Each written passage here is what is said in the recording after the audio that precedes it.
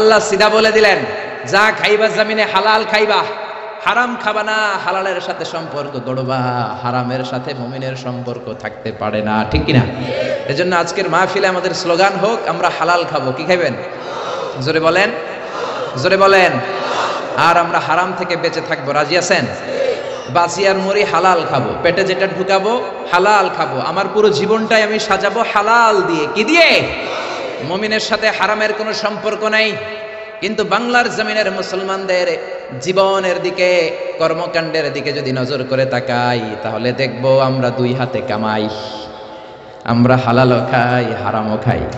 হারাম বড় মিষ্টি লাগে, ঠিক কিনা? হালালও খাই হারামও খাই। তো আপনি যদি মুমিন হিসেবে নিজেরা দাবি করেন, আপনি কি দুই হাতে এরকম করতে পারবেন? না, আপনি ডান হাতে হালালটা নিয়ে খাবেন। কথা বুঝতে পেরেছেন? এজন্য হারাম খাওয়া যাবে না, হালাল খেতে হবে। মুসলমান নিজেকে যদি মুসলমান বলে দাবি করো, হালাল খাবা। কিন্তু আমাদের জীবনের দিকে যদি আমরা একটু নজর করি, আমরা হালাল যেমনি খাই, এট দ্য সেম রেটে হারামও খাই। খাই কি খাই না? আমরা সুদ খাই, হালাল না হারাম? জোরে বলতে হবে। ঘুষ খাই, হালাল না হারাম? যৌতুক খাই, মদ খাই, আমানতের টাকা খাই, ত্রাণের কম্বল খাই, মসজিদের টাকা খাই, রাস্তার বালি, ইটা, সিমেন্ট, এমনকি ব্রিজের ঢালাইয়ের রডও খাই। বাংলাদেশের ব্রিজ ভেঙে যায়, যে দেখা যায় ওখানে রড নাই, আছে কি? তার মানে রড খেয়ে ফেলছে। এত ক্ষুধা, এরা রড খেয়ে ফেলে, ঠিক কিনা?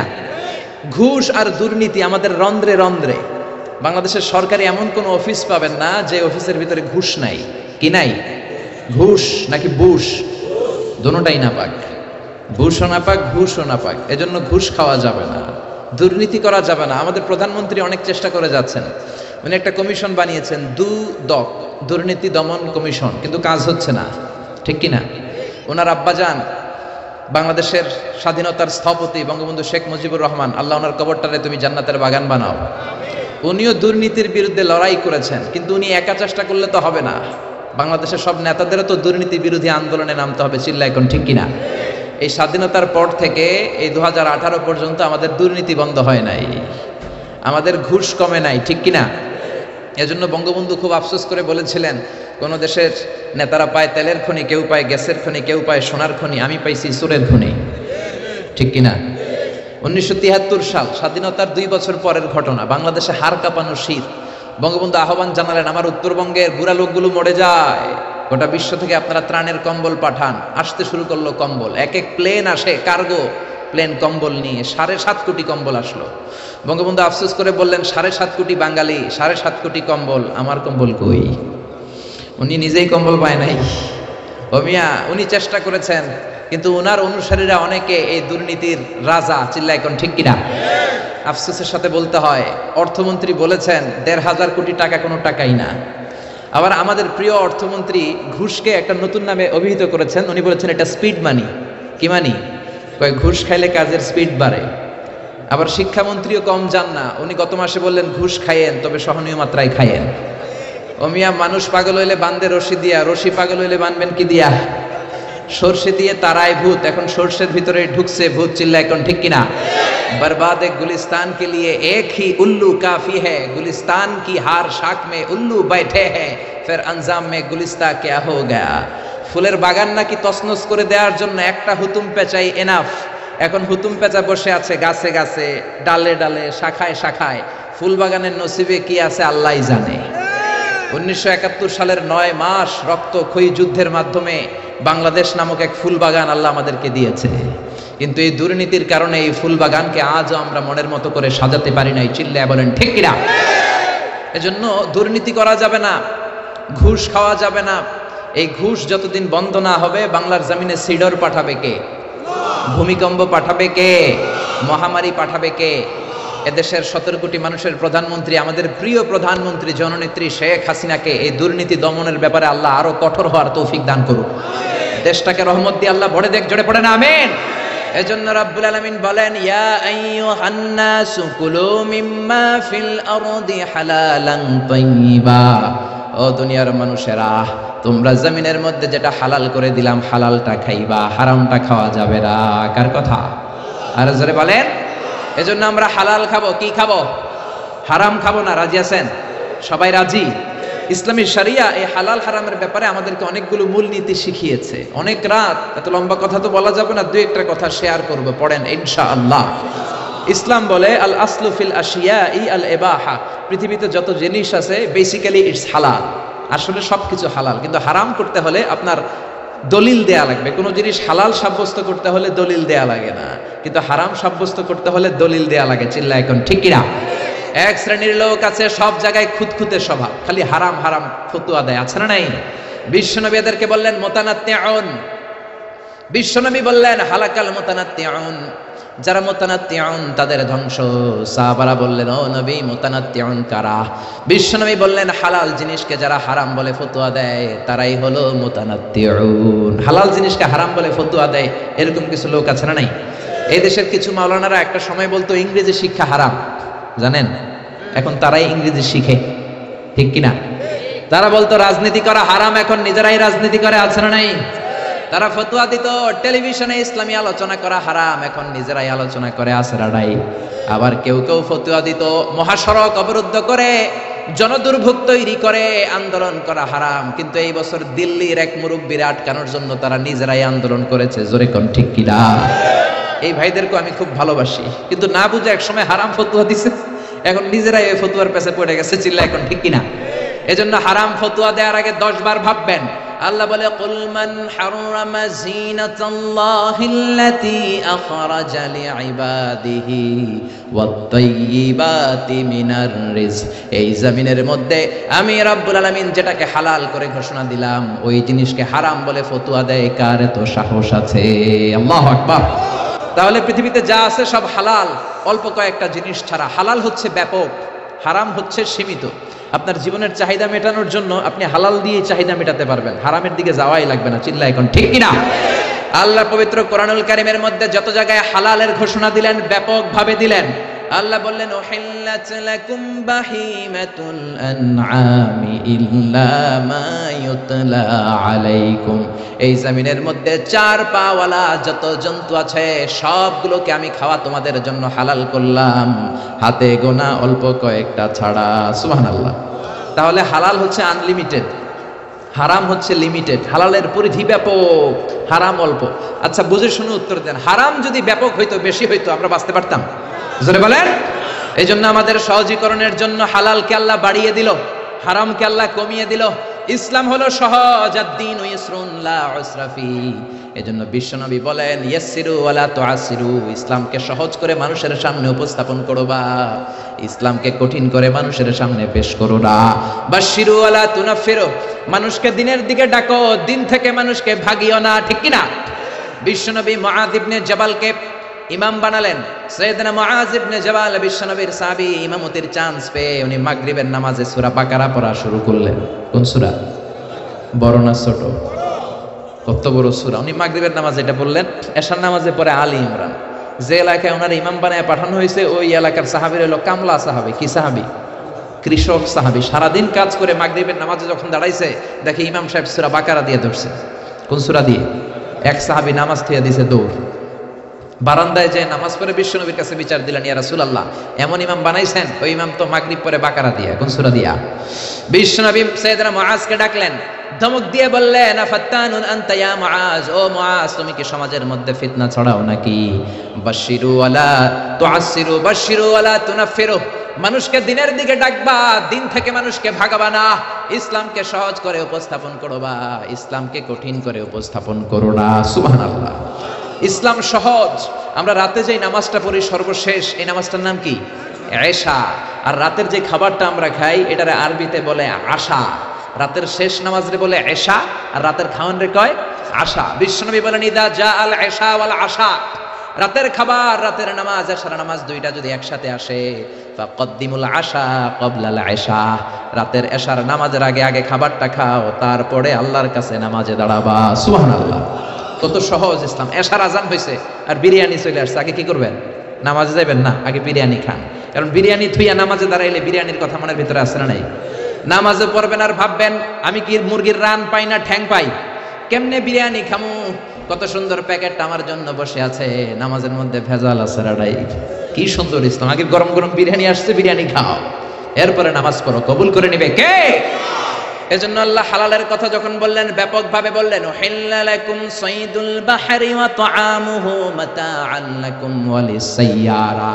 আল্লাহ বললেন সাগরের মধ্যে যত প্রাণী আছে সব খাওয়া হালাল, অল্প কয়েকটা ছাড়া। সুবহানাল্লাহ। তার মানে হালালের ঘোষণা যখন আল্লাহ দিচ্ছেন, আল্লাহ বলতেছেন সব হালাল, সব।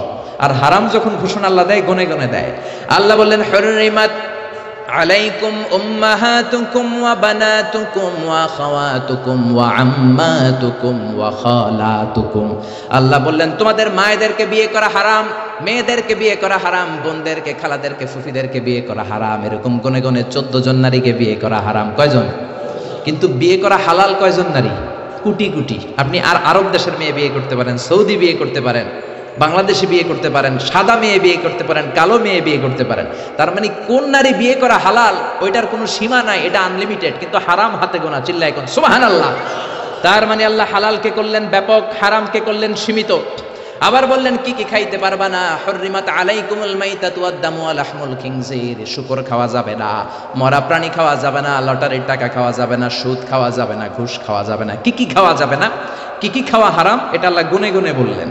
আর কি কি খাওয়া যাবে এটা আল্লাহ গুনে বলে নাই, আল্লাহ বলে দিলেন সব খাওয়া হালাল, হাতে গোনা কয়েকটা ছাড়া। চিল্লায় এখন সুবহানাল্লাহ। আবার আল্লাহ হারাম বলে চুপ থাকে নাই।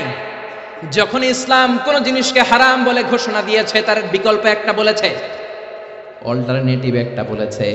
আল্লাহ যদি হারাম বলে চুপ থাকতো আমাদের জন্য কঠিন হয়ে যেত। বুঝতে পেরেছেন? হারাম ফতুয়া দিয়ে ইসলাম বসে থাকে নাই, কি করেছে? বিকল্প একটা রাস্তা দেখিয়ে দিয়েছে। কি রাস্তা? ইসলাম বলল সুদ খাওয়া হারাম। আমরা বললাম আল্লাহ সুদ যদি হারাম হয় চলবো কেমনে? আল্লাহ বলল চিন্তা করিস না, ব্যবসা করা তোদের জন্য হালাল। ওয়া হাল্লাল্লাহুল বাইআ ওয়া হারামার রিবা। আল্লাহ সুদকে হারাম করে চুপ থেকে যান নাই, আল্লাহ বলে দিয়েছেন ব্যবসা করা তোমাদের জন্য হালাল। সুবহানাল্লাহ। আবার আল্লাহ বললেন জিনা করা হারাম। আমরা বললাম আল্লাহ বিকল্প কি রাস্তা আছে? আল্লাহ বললেন বিয়ে করা হালাল। সুবহানাল্লাহ কইবেন না? সুদকে হারাম করে ব্যবসারে হালাল করে দিলেন, জিনাকে হারাম করে দিয়ে বিয়ে করাকে হালাল করে দিলেন। আবার আল্লাহ বললেন মদ খাওয়া তোমাদের জন্য হারাম। আমরা বললাম আল্লাহ মদ যদি না খাই শীতের রাতে হাত পাকে গরম করব কিভাবে? প্রচন্ড শীতে হাত পা ঠান্ডা হয়ে যায়। আপনি যদি সাইবেরিয়াতে যান, নরওয়েতে যান, স্ক্যান্ডিনেভিয়ান কান্ট্রিগুলোতে যান, সবগুলো দেশের লোক রাতে মদ খায়। -25 শীত, হাত বরফ হয়ে যায়, মদ না খেয়ে বাঁচতে পারে না। আমরা বললাম আল্লাহ মদ আপনি হারাম করলেন, বিকল্প কি আছে? শীতের রাতে হাত পা ঠান্ডা হয়ে যায়, গরম করব কিভাবে? আল্লাহ বললেন গোলাম মদকে আমি হারাম করলাম চিন্তা নাই, কিন্তু মধু খাওয়া তোমাদের জন্য হালাল করে দিলাম। মদ খাওয়া হারাম, মদ খাইলে শরীর গরম হয়, মদের বিকল্প দিলেন মধু। মধু এক গ্লাস খাইয়া দেখেন শীতের রাতে পুকুরে নামা লাগবে। চিল্লা এখন ঠিক কি না? আবার আল্লাহ বললেন ঢোল বাজানো হারাম। ইসলাম কত সুন্দর! হারাম বলে চুপ থেকে বসে থাকেন নাই, হারাম ঘোষণা দেওয়ার পরে বিকল্প রাস্তাও আছে নাই। ইসলাম বলে ঢোল বাজানো হারাম। আমরা বললাম আল্লাহ ঢোল বাজালে যদি গুনাহ হয় কি বাজাবো? আল্লাহ বললেন ঢোল বাজানো হারাম, কিন্তু দফ বাজানো হালাল। সুবহানাল্লাহ। ঢোলের দুই দিক আটকানো, বাজালে নেফাকি তৈরি হয়, কিন্তু দফের একদিক আটকানো, একদিক খোলা। বিশ্বনবী বললেন বুইসতু আন উকাসসিরাল মাজামির। ঢোল, বাদ্য, বংশী, হারমোনিয়াম এগুলো ভেঙে মাটির সাথে ঘুরিয়ে দেওয়ার জন্য জামিনে আমারে পাঠিয়েছে কে? যেই নবী ঢোল বাদ্য ভাঙার জন্য আসলেন ওই নবীর উম্মতেরা ঢোল বাজায় কি বাজায় না? বাংলা মায়ের একতারা সুর কতই ভালোবাসি, তোরা বাজারে ঢোল বাজারে বাসি। আছে না নাই? জোরে কোন? তো ঢোল বাজানো যাবে? জোরে বলেন। ঢোল বাজানো যাবে না, লালনের গান গাওয়া যাবে না, মরমী সঙ্গীত গাওয়া যাবে না, বাউলের গান গাওয়া যাবে না। যেই গানের মধ্যে ঢোল থাকে ওই গান মুসলমানেরা গাইতে পারে না। বারি সিদ্দিকীর সব গানগুলো গাওয়া যাবে না। বারি সিদ্দিকীর গানের জন্য পোলাপান পাগল আছে না নাই? আমি একটা জিন্দা লাশ, কাটিস না রে জংলারে বাস, আমার লাইগা 3.5 হাত কবর খুঁড়িস না, আমি পীড়িতের নলে পোড়া, মরার পরে আমায় পুরিস না। আছে না নাই? এজন্য এই সমস্ত গানগুলো যুবকেরা গাওয়ার ক্ষেত্রে সাবধান। দেখো বারি সিদ্দিকী তোমাদের কি শিখায়। গানের প্রথম লাইনে বলল আমার জন্য কবর করিস না, দ্বিতীয় লাইনে বলে আমার শ্মশানে আগুনে পুরিস না। ও মিয়া মুসলমান রে আগুনে পুরে নাকি কবরে শোয়ায়? তো এক গানের মধ্যে যদি দুই ধর্মের কথা থাকে ওই গান গাওয়া যাবে নাকি? জোরে বলেন, গাওয়া যাবে? এজন্য খবরদার, আমাদের কালচার ইউনিক, আমাদের সঙ্গীত অঙ্গন ইউনিক। বিশ্বনবী মক্কা থেকে হিজরত করে যখন মদিনায় আসলেন, মদিনার লোকেরা সানিয়াতুল ওয়াদা নামক জায়গার মধ্যে দাঁড়িয়ে রইলেন। বিশ্বনবী ধুধুমরু প্রান্তর মক্কা থেকে মদিনায় যখন আসলেন, হাজার হাজার লোক দেখলেন বিশ্বনবী আসতেছে। মদিনার আবাল বৃদ্ধ বনিতা, ছোট্ট থেকে যুবকেরা, যুবক থেকে বৃদ্ধরা দফ হাতে নিয়ে নিল। ঢোল নেয় নাই, কি নিয়েছে? ঢোলের দুই দিক আটকানো, দফের একদিক আটকানো, একদিক খোলা। ছোট্ট ছেলেরা, মেয়েরা, যুবক যুবতীরা, বৃদ্ধ বৃদ্ধারা দফ বাজাতে শুরু করলো আর বিশ্বনবীরে ওয়েলকাম দিল। তলা আল বাদরু আলাইনা মিন সানিয়াতিল ওয়াদা ওয়াজাবা শুকরু আলাইনা মাদা লিল্লাহি দা আইয়ুহাল মাবউসু ফিনা জিতা মিন আমরিল মুতা জিতা শাররাফতাল মাদিনা মারহাবান ইয়া খায়রাদা। আল্লাহু আকবার! কত সুন্দর ইসলাম! ইসলাম বলল ঢোল বাজানো হারাম, দফ বাজাও। জিনা করা হারাম, বিয়ে করো। মদ খাওয়া হারাম, মধু খাও। সুদ খাওয়া হারাম, ব্যবসা করো। সুবহানাল্লাহ! আপনার যে চাহিদা, আপনার বিনোদন তো মিটাইতে হবে। এজন্য ইসলাম বলে দফ বাজাও, ঢোল বাজাবা না, হারমোনিয়াম বাজাবা না। মুসলমানদের গান হবে কোরআনের গান, মুসলমানদের গান হবে ইসলামের গান, মুসলমানদের গান হবে নামাজের গান। ঠিক কি না? সালাত কায়েম করো, সালাত কায়েম করো, হবে সম্মানী তুমি, হবে জান্নাতি তুমি, হবে সম্মানী তুমি, হবে জান্নাতি তুমি। দিবে কাল হাসরে শীতল ছায়া আরশে আজিম, রাব্বিয়াল আলা রাব্বিয়াল আযীম। পড়েন আল্লাহু আকবার! এই গানগুলো গাইলে অন্তরের ঈমানকে তাজা করে দেয় কে? কোরআনের জন্য, ইসলামের জন্য দিলটারে নরম করে দেয় কে? এই জন্য ইসলাম যখন কোনো জিনিসকে হারাম বলেছে, হারাম বলে ইসলাম চুপ থাকে নাই, বিকল্প রাস্তাও আছে না নাই? আবার ইসলাম বলে আল হালালু ফীহি বারাকা গায়রাল হারাম, হালালের মধ্যে বরকত আছে, হারামে কোনো বরকত নাই। বিশ্বাস হয়? কথা কয় না? হালালে বরকত আছে না নাই? হারামে কোনো বরকত আছে? হাজার কোটি টাকা কামায়, দুই হাতে কামায়, সুদ খায়, ঘুষ খায়, প্রতি মাসে ওই লোকের ইনকাম 1 কোটি টাকা, কিন্তু মাস শেষে পকেটে 1 টাকাও নাই। আছে না নাই? আরো ব্যাংকের ঋণ, ব্যাংকের লোন দেওয়ার জন্য ঘরে থাকতে পারে না, পলায় থাকে। কিন্তু আমার রিকশাওয়ালা প্রতি মাসে কামাই 7,000 8,000, 7,000 টাকা কামাই, 5টা ছেলে 3টা মেয়ে, সারা মাস খাওয়ার পরে ওই রিকশাওয়ালার পকেটের ভিতরে 500 টাকা থাকে। সুবহানাল্লাহ কইবেন না? এর কারণ ওর ইনকাম তো হালাল। হালালে বরকত ঢুকাই দিছে কে? বুঝে শুনে উত্তর দেন তো, গরু খাওয়া হালাল না হারাম? কুকুর খাওয়া শিওর? শিওর সবাই? সন্দেহ নাই তো? গরু খাওয়া হালাল। প্রতিদিন বাংলাদেশে গরু জবাই হয় না কুকুর জবাই হয়? কসাইরা গরু জবাই করে। আজকেও তো আপনারা পীর সাহেব হুজুরের জন্য এখানে তাবারুকের জন্য গরু জবাই করে আনছেন না? কোত্থেকে যেন? বরুড়া থেকে। মাশাআল্লাহ! তো কত গরু জবাই হয় প্রতিদিন। মুসলমানের অনুষ্ঠান, বার্থডে পার্টি, বিয়ের অনুষ্ঠান, পিকনিক হয়, কত অনুষ্ঠানে গরু জবাই হয়। তারপরে কোরবানির ঈদ আসলে গরু জবাই আছে না নাই? আবার রমজানের ঈদেও গরুর গোশত আছে না নাই? এত গরু কুরবানির ঈদে জবাই হয়, বাংলাদেশের গরু দিয়ে কাবার হয় না, ইন্ডিয়া থেকে আনা লাগে। ঠিক কিনা? আর কুকুর কি জবাই হয়?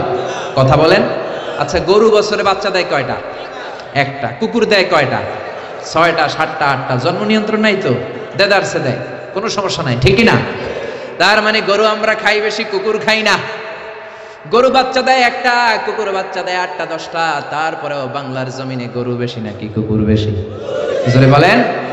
এত খাইলেন, এত জবাই করলেন, বাচ্চাও দিল কম, গরু বেশি কেন? কারণ গরু হালাল, হালালে বরকত ঢুকাইয়া দিছে কে? এজন্য হালাল খেতে হবে, হারামের সাথে মুসলমানদের কোনো সম্পর্ক। অল্প খাবেন, অল্প পড়বেন। রিকশাওয়ালা, কুলিওয়ালা, ঠেলাওয়ালা, দিন মজুররা হালাল খায়, ওদের কামাইয়ের ভেতরে বরকত আছে না নাই? রিকশাওয়ালার কোনো রোগ নাই, কিন্তু ডান হাতে বাম হাতে যারা কামায় রোগ আছে না নাই? টেনশন আছে না নাই? কিচ্ছু খাইতে পারে না, গরু খাইতে পারে না, খাসি খাইতে পারে না, চিংড়ি খাইতে পারে না। ডাক্তারে কয় আপনি ঘাস খাইবেন। কি খাইবেন? ছাগলেও খায়, আপনিও খায়েন। কি খাইবে? কোটিপতিরা ভেজিটেবল খাওয়া লাগে, গরু খাইলেই অসুস্থ হয়ে যায়, ডায়াবেটিক্স, আলসারে পড়ে যায়। আছে না নাই? কিচ্ছু খাইতে পারে না। রাতে ঘুম আসে না, 1 ঘন্টা ঘুমানোর জন্য 3-4টা ট্যাবলেট খেয়ে ঘুমায়, এরকম কোটিপতি কুমিল্লাতে আছে না নাই? জোরে বলেন। ঘরে শান্তি নাই, বিবি করে পরকিয়া, মেয়েও কথা শোনে না, পোলাটাও রংবাদ, আছে না নাই? কিন্তু আমার রিক্সাওয়ালা ভাই, কুলিওয়ালা ভাই, ঠেলাওয়ালা ভাই গরু খেতে পারে, খাসি খেতে পারে, চিংড়ি খেতে পারে, তার কোনো সমস্যা নাই, হজম করায় দেয় কে? প্রত্যেকটা রিক্সাওয়ালার 6 প্যাক আছে না নাই? 4 প্যাক আছে না নাই? 6 প্যাক বুঝেননি? ইয়াং ছেলেরা বুঝবে। 6 প্যাক বুঝো না তোমরা? জিমনেশিয়ামে যায়া ব্যায়াম করে 6 প্যাক বানায়, 5,000 করে টাকা দেয়া লাগে জিমনেশিয়ামে, তারপরে এইটা খায় না ওইটা খায় না। কিন্তু আমার রিক্সাওয়ালা ন্যাচারালি 6 প্যাক। চিল্লা এখন ঠিক কি না? যেটা খায় ওইটাই হজম, রাতে ঘুমের সমস্যা নাই, টেনশন নাই। রিক্সাওয়ালার যেখানে রাইত ওইখানেই। রিক্সানার বিছালায় মাথা লাগতে দেরি, ওর নাক ডাকতে, ওর নাকের ডাকের আওয়াজে ট্রাকের ইঞ্জিনও ফেল। সুবহানাল্লাহ কইবেন না? রিক্সাওয়ালা নিজেও নামাজে যায়, ছোট্ট ছেলেটাও নামাজে যায়। রিক্সাওয়ালা ঘরে এসে দেখে বিবিটাও কোরআন তেলাওয়াত করে, ছোট্ট মেয়েটাও হেজাব করে, পর্দা করে, চেয়েও তেলাওয়াত করে, এরকম আসরাড়াই। এজন্য অল্প খাবেন, অল্প পড়বেন, অল্প জমাবেন। অল্পের ভেতরে তুষ্টি দিয়েছে কে? রহমত দিয়েছে কে? বরকত দিয়েছে কে? বিশ্বাস হয় মুসলমান? টাকা অনেক যদি হয়, অনেক পয়সা যদি হয়, তাহলে আপনি গাড়ি কিনতে পারবেন, বাড়ি কিনতে পারবেন, জমি কিনতে পারবেন, কিন্তু সুখ কিনা যায় না। টাকা দিয়ে সুখ পাওয়া যায়? টাকা বেশি হলে খাট কিনা যায়, বালিশ কিনা যায়, তোষক কিনা যায়, কিন্তু ঘুম কিনা যায় না। ঘুম কিনা যায়? আপনি কুমিল্লা টাওয়ারে সবচেয়ে বড় যে ডাক্তার, ওই ডাক্তারের কাছে যেয়ে বলেন, ডাক্তার সাহেব আমার 5,000 টাকার ঘুম দেন। কি দেন? ডাক্তার কে দূর মিয়া, আমারই ঘুমে ধরে না, তোমারই কি ঘুম দিব? তার মানে আল হালাল ফিহি বারাকা গায়রাল হারাম। হালালের ভেতরে বরকত আছে, হারামে বরকত নাই। হালালের ভেতরে বরকত ঢুকিয়ে দিয়েছে কে? এরপরে ইসলাম বলে মুকদ্দামাতুল হারামে হারাম, হারামের শুরুটাও হারাম। আপনি যেই কাজ করলে হারামের দিকে যেতে পারেন, যাওয়ার সম্ভাবনা আছে, ওইটাকেও হারাম করছে কে? কথা বলেন। কোন সুন্দরী নারীর দিকে তাকানো মূলত হারাম নয়, কিন্তু তাকালে যেহেতু আপনার খারাপ দিকে যাওয়ার সম্ভাবনা আছে, জিনা হওয়ার সম্ভাবনা আছে, এই জন্য ওইটার হারাম করছে কে? আন-নাযার সাহামুন মাসমুমিন সিহাম ইবলিস। বিশ্বনবী বলেন নজরটা বড় খারাপ জিনিস, এই নজরটারে সামলাও, নজরটার লাগাম তুমি টেনে ধরো। এই নজর হলো শয়তানের বিষ মাখানো তীরবানের একটা ভয়ঙ্কর তীর। এই নজর দিয়া শয়তান যুবক যুবতীদেরকে কাবু করে ফেলে, ঠিক কিনা? এজন্য আল্লাহ বলেন কুল্লিল মুমিনিনা ইয়াগুদ্দু মিন আবসারিহিম ওয়া ইয়াহফাযু ফুরুজাহুম। ও নবী আমার বান্দাদের বলে দেন তারা যেন তাদের চোখ নামায়, তারা যেন তাদের দৃষ্টিটারে হেফাজত করে। কার কথা? জোরে বলেন কার কথা? বিশ্বনবী তার মেয়ের জামাইরে বললেন, ও আলিফ লা তুতবি'ন নাযারাতান নাযরা, এক নজর ভুল করে যদি কোনো নারীর চেহারার দিকে পড়ে যায়, খবরদার দ্বিতীয় নজর দিবা না। ফা ইন্নালাকাল উলা ওয়া লাইসাত লাকাল আখিরা, কারণ প্রথম নজর তোমার জন্য ক্ষমা, দ্বিতীয় নজর তোমার জন্য গুনাহ। আছে না নাই? রাস্তা দিয়ে হাঁটতেছেন কুমিল্লা শহরে, একটা সুন্দরী মেয়ের দিকে চোখ পড়তে পারে, আপনি কি করবেন? তাকায় থাকবেন না। কোরআন বলে lower your gauge, lower your eyesight, চোখ নামাও, তোমার মাফ করে দিবে কে? তার মানে প্রথম নজর ক্ষমা, কিন্তু মজা নেওয়ার জন্য আবার যদি নজর দেন, আবার যদি তাকান, গুনাহ ছাড়া নাই। প্রথম নজরে ক্ষমা, দ্বিতীয় নজরে গুনাহ। এজন্য অনেকে কৌশল করে বলে প্রথম নজরে যেহেতু ক্ষমা, তাইলে এক নজরে আধা ঘন্টা চাইয়া থাকুক, বড় বড় চোখ কইরা। আছে না নাই? তাকানো যাবে? আপনি যদি কৌশল করেন, আল্লাহর কৌশল জানা আছে না নাই? এজন্য নজরটাকে ইসলাম ব্লক করে দিয়েছে, কারণ চোখে চোখেও কথা আছে না নাই? কথা বোঝেন না বোধহয়?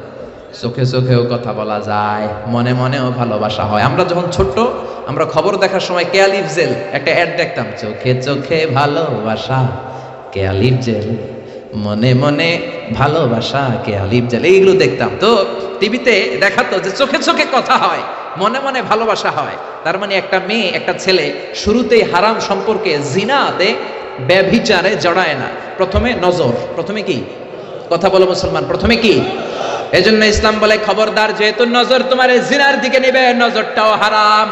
প্রথমে একটা ছেলে একটা মেয়ের দিকে নজর দেয়, মেয়েটাও ছেলেটার দিকে নজর দেয়, তারপর মেয়েটা একটু মুচকি হাসি হাসে, ছেলেটাও হাসে, তারপরে ফ্রি মিক্সিং, তারপরে মোবাইল নাম্বার আদান প্রদান, তারপরে ফেসবুকে চ্যাটিং, তারপরে মেসেঞ্জারে কল। আছে না নাই?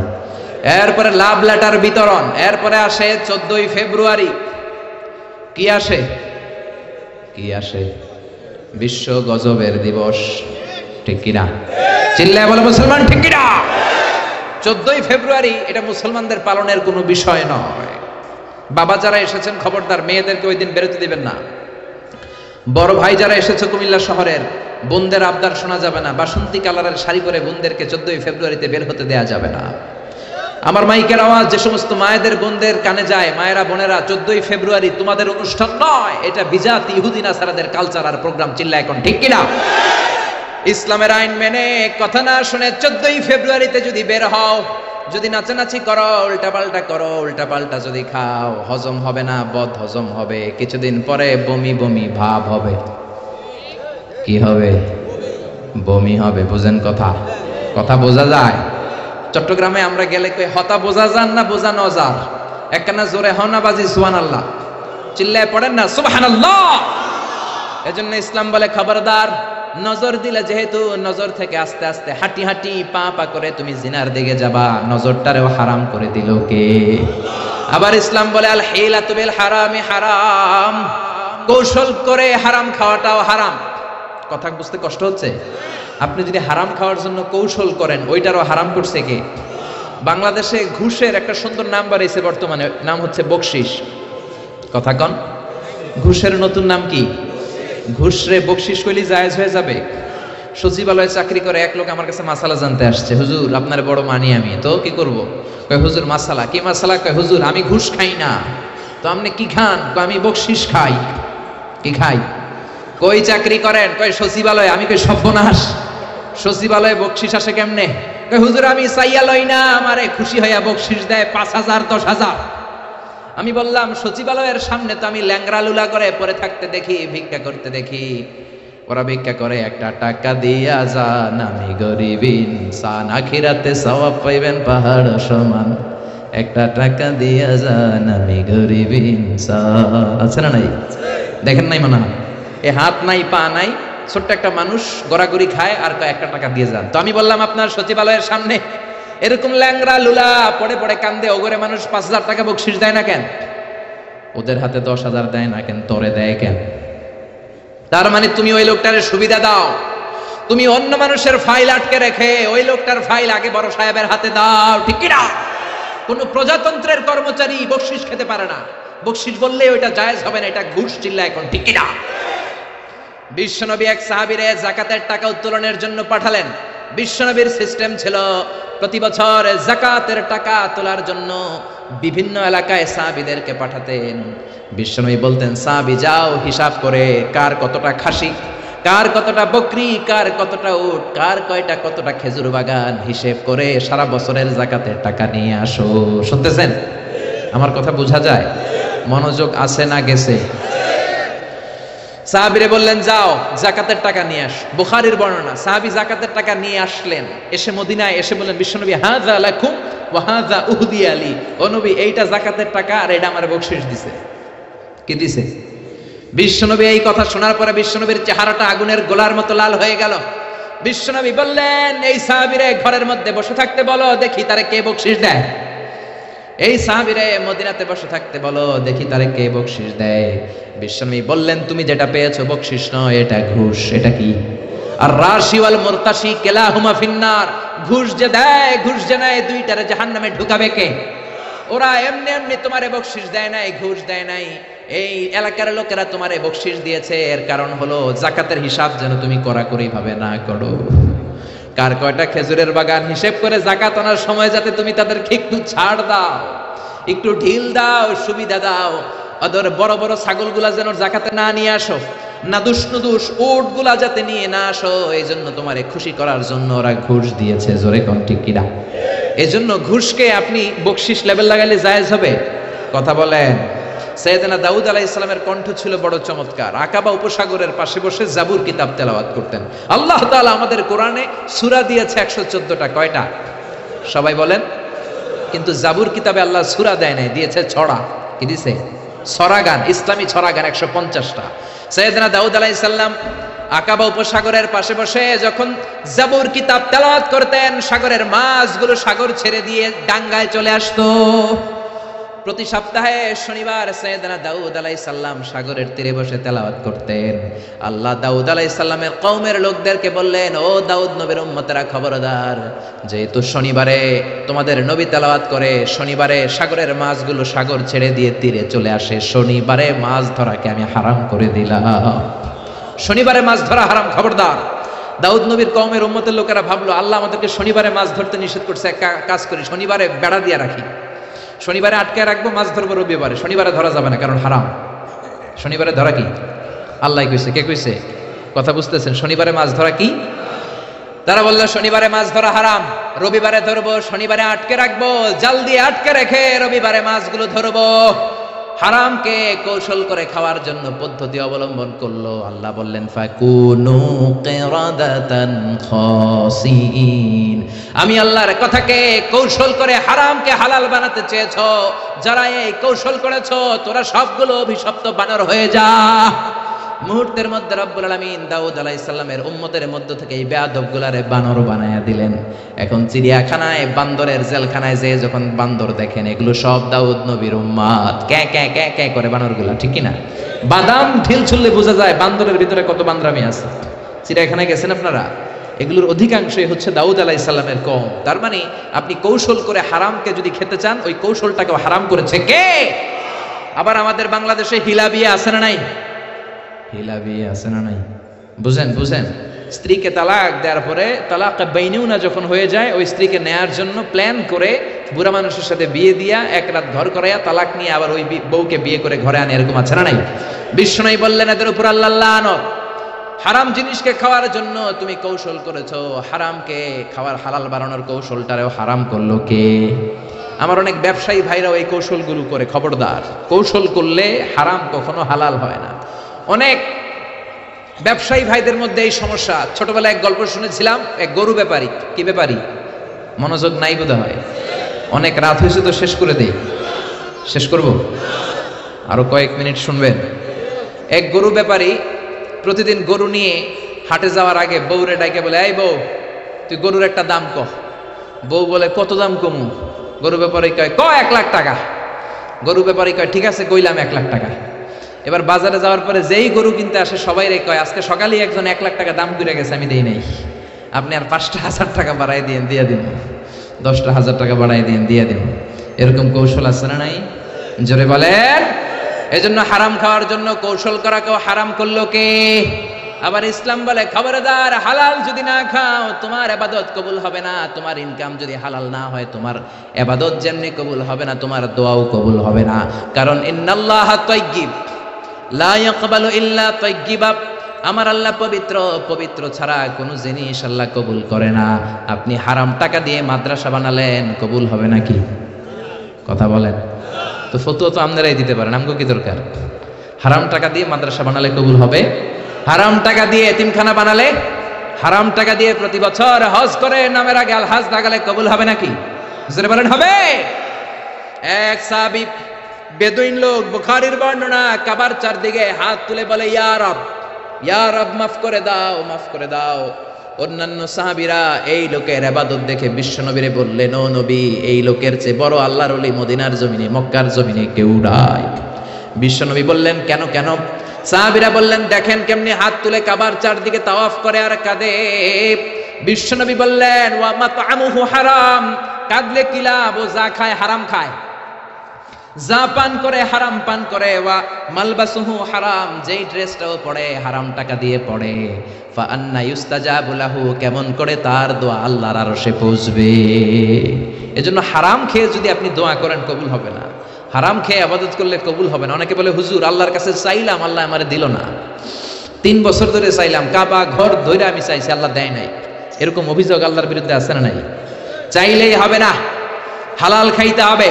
ইনকাম যদি হালাল না হয়, ইনকাম যদি হারাম হয়, যত দোয়া করবেন, যত চোখের পানি ফেলবেন, কোনো লাভ হবে? লা ইয়াদখুলুল জান্নাতা জাসাদুন গুযিয়া বিহারাম, হারাম খেয়ে যেই দেহটারে আপনি বড় বানালেন, ওই দেহটারে জাহান্নামে ঢুকাবে কে? ইসলামের জিহাদের ময়দানে সর্বপ্রথম যেই সাহাবীটা তীর মেরেছেন, ওনার নাম সা'দ বিন আবি ওয়াক্কাস। বিশ্বনবী বললেন, ইয়া রাসূলুল্লাহ, উদুল্লাহ আইয়াজআলানি মুস্তাজাবাদ দাওয়া। ও নবী, আল্লাহর কাছে দোয়া করে দেন যাতে আল্লাহ আমারে মুস্তাজাবুদ দাওয়া বানিয়ে নেয়।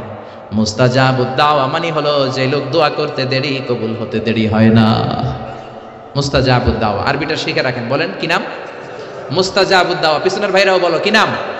আরো জোরে সবাই বলেন মুস্তাজাবুদ দাওয়া। দোয়া করলেই কবুল। সাদ বিন আবি আক্কাস বললেন, নবী উদু আল্লাহ ইয়াজআলানি মুস্তাজাবাদ দাওয়া, আপনি দোয়া করে দেন আল্লাহ যাতে আমারে মুস্তাজাবুদ দাওয়া বানায়, আমি দোয়া করলেই যেন কবুল হয়ে যায়। বিশ্বনবী বললেন, ও সাদ, আতিবে মাতআমাকা তাকুন মুস্তাজাবাদ দাওয়া, যেই খাবার তুমি খাবা খাবারটা হালাল খাও, হালাল খাইলেই তুমি মুস্তাজাবুদ দাওয়া। যেটা খাবা হালাল খাইবা, হালাল খাইলেই তোমার দোয়াকে কবুল করে নেবে কে? আবার কিয়ামতের ময়দানে 5টা প্রশ্নের উত্তর দেওয়া ছাড়া কোন বনি আদম পা নাড়াতে পারবে না। ওই 5টা প্রশ্নের মধ্যে থেকে একটা প্রশ্ন হলো আন মালিহি মিন আইনা ইকতাসাবা, কোন খাত থেকে, কোন পন্থায়, কোন সিস্টেমে সে সম্পদ উপার্জন করেছে, সম্পদের পাহাড় বানিয়েছে, তার সম্পদের ব্যাপারে তার জিজ্ঞেস করা হবে। এই সম্পদ কি হালাল পন্থায় আসলো নাকি হারাম পন্থায়, হালাল না হারাম, এটা জিজ্ঞেস করা হবে। যদি আপনি উত্তর দিতে না পারেন কিয়ামতের দিন আপনার পা নাড়ানো যাবে না। চিল্লায় বলেন ঠিক কি না? আবার ইসলাম বলে আল হালালু হালালুন আলাল জামি ওয়াল হারামু হারামুন আলাল জামি, যেটা হারাম এটা সবার জন্য হারাম করে দিল কে? যেটা হালাল সবার জন্য হালাল করে দিল কে? আপনাদের জন্য, আমাদের জন্য মিথ্যা কথা বলা হালাল না হারাম? জোরে বলেন। তো কাবা ঘরের ইমাম শাইখ আব্দুর রহমান আস-সুদাইসির জন্য তো মিথ্যা কথা বলা হালাল। হ্যাঁ, বুঝে শুনে বলবেন। তার মানে মিথ্যা কথা আপনার জন্য হারাম, কাবা ঘরের ইমামের জন্য হারাম। আল হারামু হারামুন আলাল জামি, হারাম এটা সবার জন্য হারাম। গীবত করা আপনার জন্য হারাম, কিন্তু এই মসজিদের ইমাম সাহেবের জন্য হালাল না। আপনার জন্য যেটা হারাম ইমাম সাহেব হুজুরের জন্য সেটা হারাম। চুরি করা আপনার জন্য হারাম, বাইতুল মুকাররমের খতিব সাহেবের জন্য হালাল। জোরে বলেন। আল হারাম হারামুন আলাল জামি, যেটা হারাম এটা সবার জন্য হারাম। বুঝতে পেরেছেন? আবার যেটা হালাল সবার জন্য হালাল। শার্ট প্যান্ট পরা আপনার জন্য যেমনি হালাল, ইমাম সাহেবের জন্য হালাল, ঠিক কিনা? এই তো অনেকের পেস লাগছে, আজারি সাহেব এটা কি কয়? আপনার জন্য যেটা হালাল ইমাম সাহেবের জন্য হালাল করে দিল কে? আপনারা না মানলে হবে কি? আল্লাহর কাছে তো হালাল। আপনাদের ইমাম সাহেব যদি প্যান্ট আর শার্ট পরে নামাজ পড়ায় ওই নামাজও কবুল, কিন্তু আলহামদুলিল্লাহ বাংলাদেশের কোনো ইমাম প্যান্ট শার্ট পরে না, তারা জুব্বা পড়ে, তারা পাঞ্জাবি পড়ে। কিন্তু আরব দেশে, মিশরে অনেক খতিব আছে প্যান্ট আর শার্ট পরে এমন খুতবা দেয়, আমি আজহারি ওই খুতবা থেকে নোট করি। সুবহানাল্লাহ কইতে পারলেন না?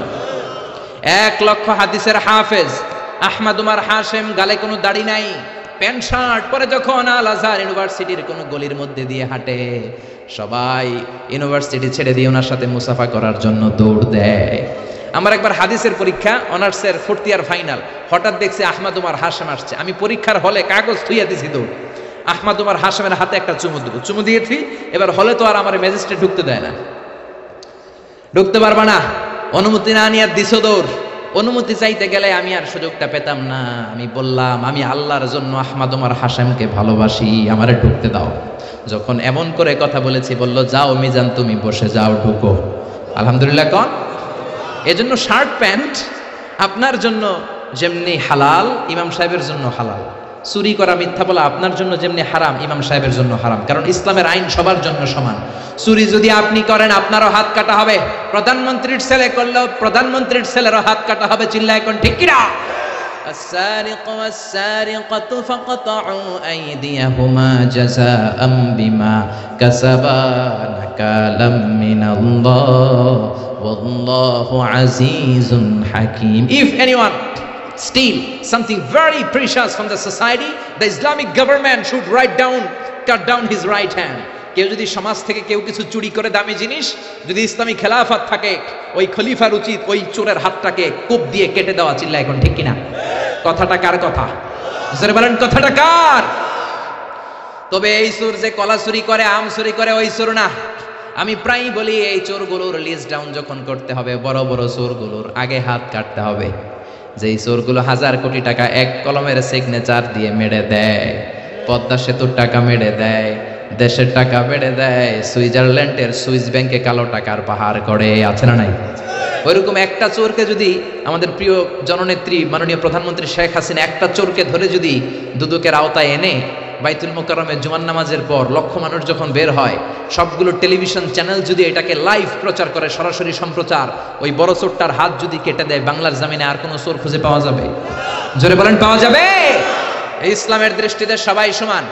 মদিনার জমিনে বনু মখজুমিয়া গোত্রের একটা নারী চুরিতে ধরা পড়লো। বনু মখজুমিয়া গোত্রের এই মেয়েটা অনেক বড় বংশের মেয়ে। বাংলাদেশে অনেক বংশীয় মেয়ে আছে না, যেমন চেয়ারম্যানের মেয়ে, এমপি মেয়ে, মন্ত্রীর মেয়ে, খান বংশের মেয়ে, সৈয়দ বাড়ির মাইয়া আছে না? নাই? ইসলাম বলে সব সৈয়দ বাড়ি টৈয়দ বাড়ি আমার কাছে কিচ্ছু নাই, সবার জন্য আইন সমান। চিল্লা এখন ঠিক কিনা? ইসলাম বলে চেয়ারম্যানের মেয়ে, প্রধানমন্ত্রীর মেয়ে, কোনো কথা নাই, সবার জন্য আইন সমান। চিল্লা এখন ঠিক কিনা? তো বুখারীর বর্ণনা, বনু মখজুমিয়া গোত্রের এক মেয়ে চুরিতে ধরা পড়লো। তো চুরি করলে নিয়ম কি? কথা বলে না, হাত কেটে দাও। সাহাবীদের মধ্যে গুনগুন শুরু হয়ে গেল। সাহাবারা বলল, হায় হায়, বিশ্বনবী আল্লাহর জমিনে আল্লাহর আইন বাস্তবায়নের জন্য এত কঠোর, বিশ্বনবী তো ছাড় দিবে না, ওই মেয়েটার হাত কেটে দিবে। আর মেয়েটার হাত যদি বিশ্বনবী মদিনায় কেটে দেয়, মদিনায় মারামারি লেগে যাবে। কারো সাহস হয় না বিশ্বনবীর দরবারে যে কথা বলবে। বিশ্বনবী সব চাইতে ভালোবাসতেন বিশ্বনবীর পালক পুত্র যায়েদ বিন হারেসার ছেলে উসামাকে। উসামার উপাধি হলো হুব্বু রাসূলিল্লাহ, বিশ্বনবীর ভালোবাসা। সব সাহাবীরা উসামার কাছে যে ডেকে বলে, উসামা, বিশ্বনবী তোরে কলিজার চাইতে বেশি ভালোবাসে। সবাই মিলে অনুরোধ করলাম, তুই যা নবীর সামনে যেয়ে বল বিশ্বনবী যেন ওই সৈয়দ বাড়ির মেয়েটার হাত না কেটে দেয়। ওই বনু মখজুমিয়ার ভেরি প্রেস্টিজিয়াস এন্ড ডিগনিফাইড ফ্যামিলির মেয়ে, তো তার হাতটা যেন কেটে না দেয়, যদিও চুরিতে ধরা পড়ছে। ওসামা যে বললেন, নবী আপনি হাত কেটে দিয়েন না। এই কথা শুনে বিশ্বনবীর চেহারাটারে আগুনের গোলার মতো লাল করে দিল কে? বিশ্বনবী বললেন, ওসামা, কেমন করে এই সাহস তোর বুকের মধ্যে হলো? চুরি করার পরে এই চুন্নি নারীর ব্যাপারে আমার কাছে এসে সাফাই গাস। লাও সারাকাত ফাতিমা বিনতি মুহাম্মাদিন সারাকাত লাকাতা মুহাম্মাদুন ইয়াদাহা। দুনিয়ার যে কোনো মেয়ে হোক, এমনকি আমার কলিজার টুকরা নয়নের পুটুলি জান্নাতের সরদারিনী খাতুনে জান্নাত ফাতেমাও যদি কোনো জিনিস চুরি করে, আমি বিশ্বনবী তলোয়ারটা দিয়ে ফাতেমার ডান হাত কেটে দিতে 1 মিনিটও দেরি করব না। আমার কলিজার টুকরা সাইয়্যিদাতুন নিসাইয়া আহলিল জান্নাহ, যে ফাতেমা জান্নাতের দরজায় ধাক্কা না দিলে আল্লাহ জান্নাতের দরজা কোনো নারীর জন্য হালাল করবে না। ওই ফাতেমাও যদি চুরি করে, আমি হাতটা কেটে দিব। এজন্য ইসলাম বলে আইন সবার জন্য সমান। যেটা হালাল সবার জন্য হালাল, যেটা হারাম সবার জন্য হারাম। চিল্লায় বলো ঠিক কিনা?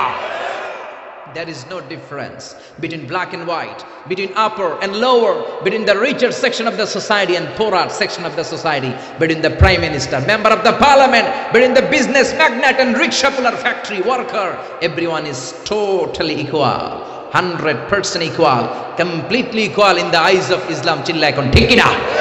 ইসলাম বলে প্রধানমন্ত্রী আর কুলিওয়ালায় কোনো পার্থক্য নাই, প্রেসিডেন্টের ছেলে রিকশাওয়ালার ছেলের মধ্যে পার্থক্য নাই, কালো আর ধলার মধ্যে কোনো পার্থক্য নাই। পার্থক্য এক জায়গায়, ইন্না আকরামাকুম ইনদাল্লাহি আতকাকুম। যার কলিজার মধ্যে আল্লাহর ভয় বেশি, সেই কিয়ামতের দিন আল্লাহর কাছে সেরা। ঠিক কি না? এজন্য কোনো পার্থক্য আছে? সাইয়েদনা ওমরে ফারুক একবার তার ছেলে আবু শামার ঘরে ঢুকলো। আবু শামা রাত্রিবেলা নাবিজ ভিজিয়েছিল। নাবিজ হচ্ছে সাদা দুধের মধ্যে শক্ত খুরমা রাত্রেবেলা ছেড়ে দিলে সকালবেলায় এই সাদা দুধ আর সাদা থাকে না, লাল হয়ে যায়। ওই খুরমার রস টানতে টানতে সাদা দুধটা লাল হয়ে যায়। কি হয়ে যায়? আরব দেশের লোকেরা রাত্রেবেলায় দুধের সাথে শক্ত খুরমা ভিজায় রাখে আর সকালে ওইটা খায়। ওইটা খুবই হেলদি, স্বাস্থ্যের জন্য খুব ভালো। কিন্তু নিয়ম হচ্ছে সকালেই খাইতে হবে। রাত্রে ভিজাইছেন, সকালেই খাইতে হবে। আপনি যদি 4-5 দিন পরে খান, ওইটা নাবিজ থেকে মদ হয়ে যাবে। কি হয়ে যাবে? তালের রস চিনেন না আপনারা? তাল চিনেন না? কথা কয় না। তাল চিনেন না তো কি হরতাল চিনেন? হরতাল নাকি তাল? আচ্ছা, তালের রস আমরা খাই। এই তালের রস বের করার পরপরই খাইতে হয়। এটা যদি দেরি করে খান, এটা তারি হয়ে যায়, তারি, মদের মতো। তো এই নাবিজ রাত্রে ভিজাইলে সকালে খাইতে হয়। ওমরে ফারুকের এক ছেলের নাম ছিল আব্দুর রহমান, মারুফুন বি আবি শাহমা ফিল মদিনা। মদিনাতে সবাই ওরে আবু শাহমা বলে ডাকতো। কি বলে ডাকতো? আবু শাহমা একবার মনে মনে ভাবলো, রাত্রেবেলায় নাবিজ ভিজাইছি, কেউ জানে না। ওই নাবিজ আমি সকালবেলা খামু না, 5 দিন পরে মদ বানাইয়া খামু। কি বানাইয়া খামু? 5 দিন পরে এটা পয়সা মদ হয়ে গেছে। এবার মদ খাওয়ার পরে খালি টাল হয়ে গেছে। ওমরে ফারুক দেখে কে, আবে হালা, আব্বা তুমি কেমন আছো? তোমারে তো হালায় আমি চিনবার পারতাছি না। ওমরে ফারুককে ঘটনা কি? পোলা এরকম করতেছে কে? সাইয়েদনা ওমর ফারুক বললেন, আর শারিবতা খামরান, কিরে আবু শাহামা মদ খাইছিস নাকি? আবু শাহামা কয়, না হালায় আমি মদ খাই না। কা আব্বা হালা আমি নাবিজ খাইছিলাম, সামান্য নাবিজ খাইছি। কি খাইছি? মাতালের মতো শুধু মাথা ঘুরায়, কি বলে নিজেও জানে না। ওমরে ফারুক বললেন, ইফতাহ ফামাক, তোর মুখ খোল। কি খোল? কথা কন।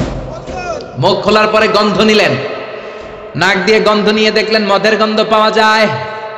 যখন ওমরে ফারুক দেখলেন মদের গন্ধ পাওয়া যায়, কোনো কথা নাই, ছেলের কলারটা ধরে টানতে টানতে মসজিদে নববীর বারান্দার পিলারের সাথে নিজ হাতে রশি দিয়ে বাঁধলেন। কি দিয়ে বাঁধলেন? ইন দ্য মিন টাইম জোহরের আজান শুরু হলো। আল্লাহু আকবার, আল্লাহু আকবার,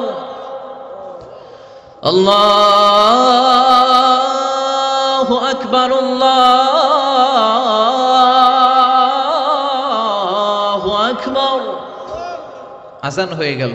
ওমরে ফারুক মসজিদে নববীর ইমাম চলে গেলেন ইমামের জায়গায়। হাজার হাজার মানুষ ওযু করে জোহরের নামাজের জন্য যখন ঢুকছে, সবাই দেখে তো অবাক, মসজিদে নববীর বারান্দার পিলারে প্রেসিডেন্টের ছেলে রশি দিয়ে বাঁধা। সুবহানাল্লাহ কবেন না? সবার মাথায় চিন্তা, ঘটনা কি? ওমর মদিনার প্রেসিডেন্ট, ওমরের ছেলের রশি দিয়ে কে বেঁধে রাখলো? সবাই সুন্নত পড়ার জন্য ভিতরে ঢুকলো। সুন্নত পড়ার পরে সাইয়েদনা বেলাল ইকামত দিলেন, আল্লাহু আকবার, আল্লাহু আকবার, আশহাদু আল্লা ইলাহা ইল্লাল্লাহ, আশহাদু আন্না মুহাম্মাদার রাসূলুল্লাহ, হাইয়া আলাস সালাতি, হাইয়া আলাল ফালাহ, قد قامت الصلاة قد قامت الصلاة, الله أكبر الله أكبر لا إله إلا الله। পড়েন আল্লাহু আকবার। আজও মদিনায় এক বাক্যে একামত হয়। আমরা হানাফি মাযহাবের অনুসারে আমরা দুই বাক্যে একামত করি। মদিনাতে, মক্কায় আজও এই সিস্টেমে একামত হয়। জোহরের একামত হয়ে গেল। সাইয়েদনা ওমরে ফারুক নামাজের নিয়ত বেঁধে তাকবীর দিলেন, আল্লাহু আকবার। নামাজ পড়ালেন, সালাম ফিরালেন, ঘোষণা দিলেন, মাকানাকুম বাদা সুন্নাহ, সবাই সুন্নতের পর মসজিদে নববীতে থাকবা। ইনদানা হাদ, আমাদের হাদ আছে। হাদ বা হুদুদ হচ্ছে কোরআনের দেয়া নিয়ম অনুযায়ী বিচার করা, বিচার আছে। সুন্নত নামাজ পড়ার পরে সব লোকগুলো বের হলো। সাইয়েদনা ওমর ফারুকও মসজিদে নববী থেকে বের হলেন। হাজার হাজার মানুষের মধ্যে গুনগুনানি শুরু হয়ে গেল। ঘটনা কি? ওমরের ছেলে পিলারের মধ্যে রশি দিয়ে বাঁধা কেন? ওমরে ফারুক বললেন, গুনগুনানি বন্ধ করেন।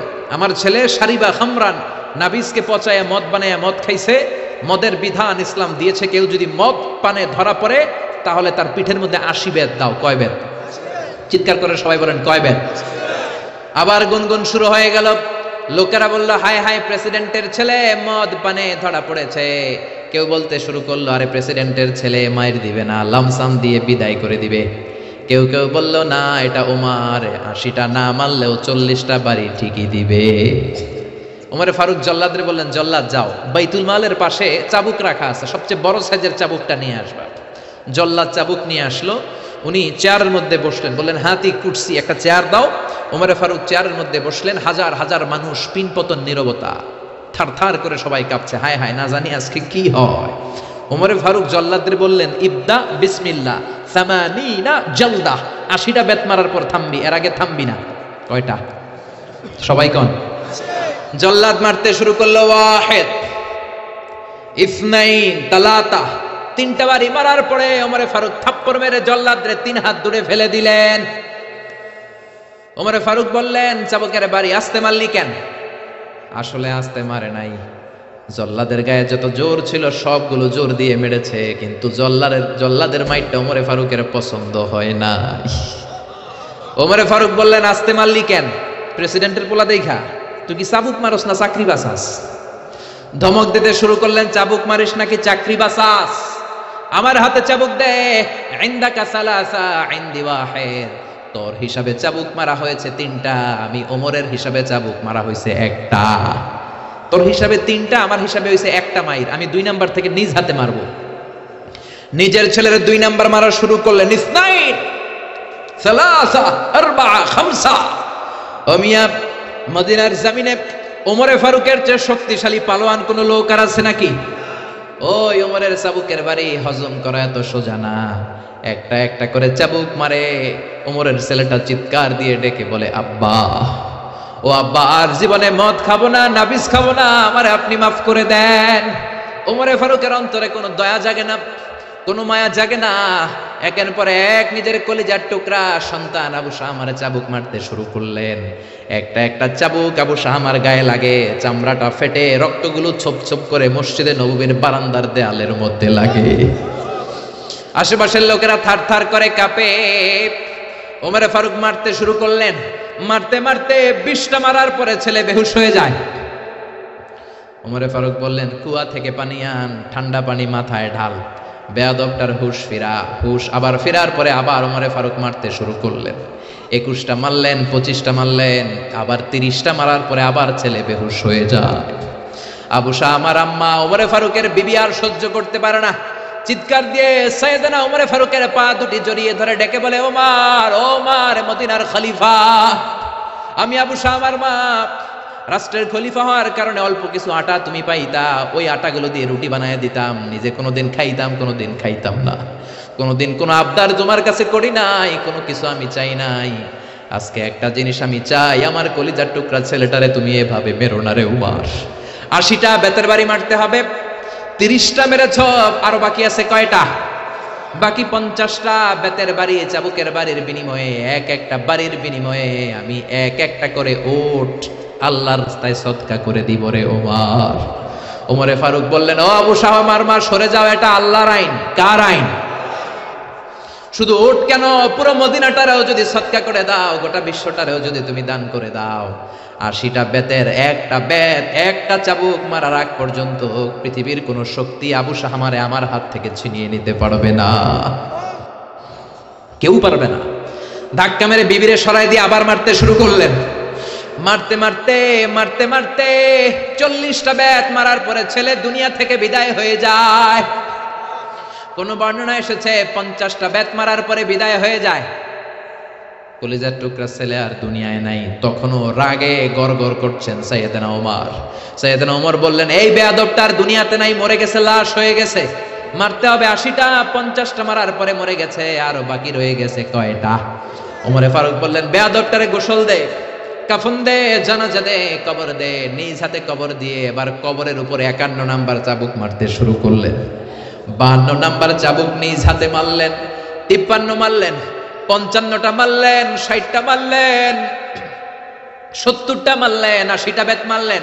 চাবুক মারতে মারতে ঘামতে ঘামতে অস্থির হয়ে 80টা চাবুক মারার পরে চাবুকটা ছেড়ে দিয়ে আল্লাহরে ডেকে বললেন, আল্লাহ, আমার ছেলেটারে তুমি মাফ করে দিও, আমার আবু শাহ আমারে তুমি মাফ করে দিও, আমারে তুমি মাফ করে দিও। 80টা বেত মারার কথা ছিল, 50টা মারার পরে দুনিয়া থেকে নাই। কবর দেওয়ার পরে বাকি 30টা মেরে 80টা চাবুকের বেত পূর্ণ করলাম। কোনো পার্সিয়ালিটি করি নাই, নিজের ছেলে হওয়ার কারণে আলাদা কোনো নিয়ম বানাই নাই। কিয়ামতের দিন সেই তোমার বিচারের ট্রাইব্যুনালে, তোমার সুপ্রিম কোর্টের কাঠগড়ায় জালিম বাদশাদের কাতারে তুমি আমারে দাঁড় করাতে পারবা না। আল্লাহু আকবার। জালিমদের কাতারে তুমি আমি ওমরে দাঁড় করাতে পারবা না। নিজের ছেলেরাও ছাড় দেই নাই, সমান বিচার করেছি। ওই সমান বিচার বাংলাদেশে আছে নাকি? জোরে বলেন, ওই সমান বিচারের দরকার আছে না নাই? এক ওয়াক্ত নামাজ না পড়লে 5 বেত, সবার জন্য এই নিয়মের দরকার আছে না নাই? সৌদি আরবে এই নিয়ম সবার জন্য। এজন্য আজান দিলে সব লোক মসজিদে দৌড়ায়, ওযু না থাকলেও দৌড়ায়, কারণ বেতের বাড়ি থেকে পিঠ বাঁচাইতে হবে, ঠিক কিনা? প্রধান বক্তা যদি আলোচনা করার পরে প্রধান বক্তা নামাজ না পড়ে, প্রধান বক্তার পিঠে 5 বেত দেওয়ার দরকার আছে না নাই? চেয়ারম্যান যদি নামাজ না পড়ে, চেয়ারম্যানের পিঠে দেওয়ার দরকার আছে না নাই? প্রেসিডেন্ট যদি না পড়ে, দেওয়ার দরকার আছে না নাই? প্রধানমন্ত্রী না পড়লে? আমি কই নাই, আপনারা কইছেন, আমি কিন্তু কই নাই, আপনারা কইছেন, আমার কোনো দোষ নাই। নিয়ম তো এটাই, সবার জন্য এক নিয়ম। চিল্লায় বলেন ঠিক কিনা? এজন্য ইসলাম বলে আল হালালু হালালুন আলাল জামি, যেটা হালাল সবার জন্য হালাল, যেটা হারাম সবার জন্য হারাম। এজন্য বিশ্বনবী বলতেন, আল্লাহুম্মা কফিনি বিহালালিকা আন হারামিক ওয়া আগনিনি বিফদলিকা আম্মান সিওয়াক। ও আল্লাহ, হারাম নয় হালালকে তুমি আমার জন্য যথেষ্ট বানাও, তোমার রহমতে অন্যের কাছে হাত পাতা থেকে আমাদেরকে বাঁচাও, পড়ে না আমিন। এজন্য সবাই হালাল খাইতে, হালাল ইনকাম করতে, হালাল দিয়ে জীবন সাজাইতে রাজি আছেন তো? হারামের সাথে আজ থেকে আমাদের কোনো সম্পর্ক নাই, চিল্লায় বলেন ঠিক কিনা? কিছু লোক আছে কিছু কিছু জিনিসের ক্ষেত্রে হালাল মানে, কিছু কিছু ক্ষেত্রে মানে না, আছে না নাই? আপনি কিছু লোককে শুকর রান্না করে নিয়ে বলবেন ভাই একটু শুকরের গোশত খান, খাবে? বলবে না হুজুর এটা হারাম। কুকুরের গোশত খান ভাই, না এটা হারাম। যেই লোক শুকরের গোশত খায় না হারাম জেনে, কুকুরের গোশত খায় না হারাম জেনে, ওই লোক দেদারসে সুদ খায়, ঘুষ খায়, যৌতুক খায়, অন্যের জমি মেরে খায়। সুদ খাওয়া যেমনি হারাম, ঘুষ খাওয়া হারাম, ঠিক কিনা? এই জন্য হারাম মানলে সবগুলোরে হারাম মানতে হবে। হালাল যখন খাবেন জীবনের প্রতিটা অঙ্গন হালাল দিয়ে সাজানোর দরকার আছে না নাই? আপনি যেটা খাবেন এটা হালাল হতে হবে। ইউর ফুড শুড বি হালাল। আপনি যেই প্রাণী জবাই করে খাবেন আল্লাহর নামে জবাই করবেন, আল্লাহর নাম ছাড়া অন্যের নামে জবাই করলে হালাল হবে? এজন্য বাজার করতে গেলে সাবধান, যারা জবাই করে হিন্দুর দোকান থেকে আবার কিনা যাবে না। মুসলমানও জবাই করলে বারবার বলবেন ভাই আল্লাহু আকবার বল, কি বল, কথা বলেন। এজন্য খবরদার, আল্লাহর নাম ছাড়া অন্য কারো নামে প্রাণী জবাই হলে খাওয়া যাবে। কিন্তু বাংলাদেশের অনেক ইসলামী বইয়ের মধ্যে লেখে আল্লাহর নামে এবং দেবদেবীর নামে যদি কোনো প্রাণী জবাই দেওয়া হয় ওইটা নাকি খাওয়া হালাল। এরকম কথা আছে না নাই? এই বই যে লেখছে ওর জন্য খাওয়া হালাল, আমাদের জন্য হালাল নয়, চিল্লা এখন ঠিক কিনা? আমেরিকাতে অনেক প্রাণীকে ইলেকট্রিক্যাল শক দিয়ে মেরে ফেলে, না এগুলো এই প্রাণীগুলো খাওয়া যাবে না, কারণ ইলেকট্রিক্যাল শক দিয়ে পানি মেরে ফেললে এটা রক্তগুলো দেহে ঢুকে যায়। হুররিমাত আলাইকুমুল মাইতাতু ওয়াদ দাম, রক্ত খাওয়া তোমাদের জন্য হারাম করেছে কে? শুকরের চর্বি দিয়ে অনেক প্রোডাক্ট বাজারে পাওয়া যায়, খবরদার এগুলো বেছে শুনে খাইতে হবে, চিল্লা এখন ঠিক কিনা? তার মানে আপনার জন্য ইউর ফুড শুড বি হালাল, যেটা খাবেন এটা হালাল হতে হবে। তারপরে আপনার ফ্যাশন, আপনার কাপড় চোপড় এটাও হালাল হতে হবে, কারণ ঠিক কিনা? আমাদের অনেকে ফ্যাশন পছন্দ করে, ফ্যাশনেবল, ফ্যাশনে কোনো সমস্যা নাই, কিন্তু হালাল ফ্যাশন নেন। মেয়েরা যারা ফ্যাশন পছন্দ করে সমস্যা নাই, তুমি সুন্দর বোরকা পরবা, তোমার বোরকা হতে হবে ঢিলে ঢালা, টাইট ফিটিং বোরকা পরা যাবে না। টাইট ফিটিং বোরকা আছে না নাই? বিষ্ণু বলেছেন কাসিয়াতুন আরিয়াত মা ইলাতুন মুমিলাত, কিয়ামতের আগে বোরকাও পরবে আবার দেহের সব অঙ্গ বোঝা যাবে। তার মানে এমন টাইট ফিটিং বোরকা দূর থেকে দেহের সব উঁচু নিচু ভাঁজগুলো টের পাওয়া যায়, এরকম আছে না নাই? আছি আমরা কোন জামানায়, লাজ শরম গেছে হারায়। আছি আমরা কোন জামানায়, লাজ শরম গেছে হারায়। পাতলা শাড়ির বাহার পাখি ড্রেস লেহেঙ্গা, পোশাক দেখে নারীর লাজে মরে যাই, হায় হায়। আছি আমরা কোন জামানায়, লাজ শরম গেছে হারায়, ঠিক কিনা? লাজ শরমের বালাই নাই। মশারি কি পাতলা, এর চেয়েও পাতলা কাপড় পরে মেয়েরা ঘুরে আসে না নাই? এই জন্য ভাইয়েরা, বড় ভাইয়েরা, বাবারা, মেয়ে কোনো আবদার করলে সব আবদার শোনা যাবে। মেয়ে যদি আবদার করে বাবা আমারে পাখি ড্রেস কিনা দাও, দেয়া যাবে? জোরে বলেন। যেই পোশাকে তার পুরো দেহ কভার হবে না ওই পোশাক নারী পরতে পারবে না। আবার অনেক মেয়ে ব্রু প্লাক করে, আসে না নাই? ব্রু প্লাকের ফ্যাশনটা হারাম।